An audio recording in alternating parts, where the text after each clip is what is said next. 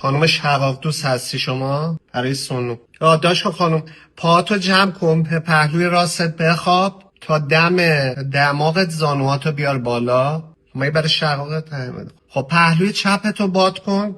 هاریزو 6 جی تی 25 سانتی متر، تیو 5 نگاتیو، هاچبک اکسلنت 25 میلیمتر، 30 کیلومتر، نو آیز، دیده نشد. یا پاک کن اینا رو.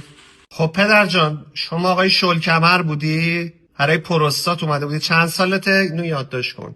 90 سالته؟ خب الان برای چی اومدی؟ برای ازدواج مجدد؟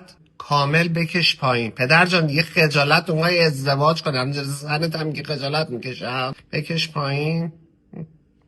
تشتک بالا نرمال، لگن پایین نرمال، تومهجاری پروستات، زایه سونامی دیده میشه. چند تا بچه داری؟ 17 تا؟ یکم کمتر کار بکش از خودت.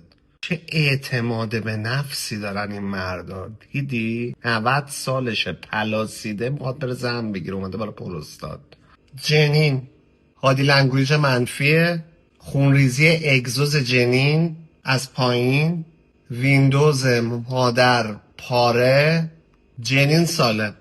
چیه خانم، چرا رنگت پریده؟ شما که از اصطلاحات پزشکی سر در نمیاری. جنین سالمه، چیز خاصی نبوده.